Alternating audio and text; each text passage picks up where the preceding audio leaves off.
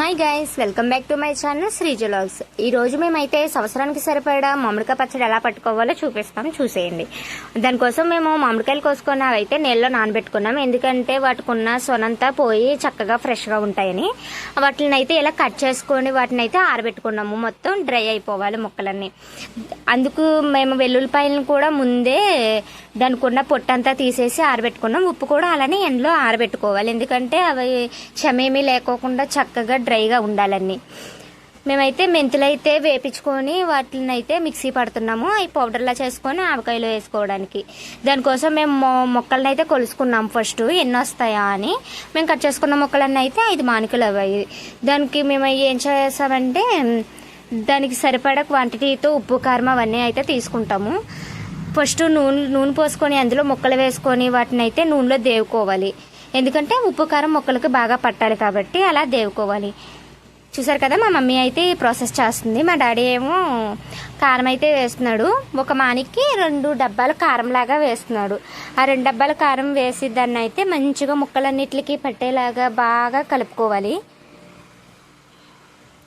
ఈ విధంగా 2 డబ్బాల కారం కూడా వేసేసుకొని కలుపుకున్నాము.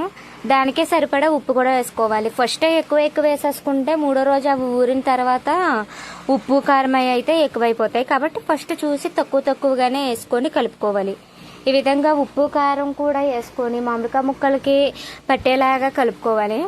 మేమైతే కాయ 20 రూపాయలకి కొన్నాము. ఇంకా తక్కువకి అమ్ముతారేమో తెలియదు. కాయ 20 రూపాయలకి అది 4 బద్దల్లాకి వేసుకుంటే సరిపోయింది. అదైతే 5 మానుకలు వచ్చాయి. ఈ విధంగా మెంతుల పౌడర్ కూడా అయితే వేసుకుంటున్నాము. వాటిలోకి వెల్లుల్లిపాయలు కూడా వేసుకుంటున్నాం. వెల్లుల్లిపాయలు కూడా చాలా టేస్ట్గా ఉంటాయి కదా పచ్చడిలోకి. మామిడికాయ ముక్కలకైనా వెల్లుల్లిపాయలే చాలా టేస్ట్గా ఉంటాయి, అవి బాగా ఊరితే నూనెలో. ఇలా ముక్కలన్నిటికీ కారం పట్టేలా కలుపుకొని వాటిని అయితే బకెట్లోకి తీసుకోవాలి. దానికోసం ముందుగా బకెట్లో అయితే ఆయిల్ పోసుకొని ఇలా స్ప్రెడ్ చేసుకుంటున్నాం. ఎందుకంటే కింద ఆయిల్ ఉంటే కింద పైన కూడా ఆయిల్ ఉంటే చక్కగా ముక్కలు అయితే ఊరుతాయి కాబట్టి. అలా ఆయిల్ రాసుకున్న బకెట్లోకి అయితే మేము ఇప్పుడు కలుపుకున్న ముక్కలన్నీ అయితే ఎత్తుకుంటున్నాము. అదేవిధంగా మేము ఫస్ట్ చూపించిన ప్రాసెస్లోనే ఇప్పుడు కూడా మేము ముక్కల్ని మళ్ళీ నూనెలో దేవుకొని వాటికి ఉప్పు కారాలు అవన్నీ సరిపడేలాగా అయితే పెట్టుకుంటున్నాము. చూసారు కదా, నిల్వ పచ్చడి అయితే ఇలా పట్టుకుంటున్నాం. మీరే ప్రాసెస్లో పట్టుకుంటారో మాకు కామెంట్ చేయండి.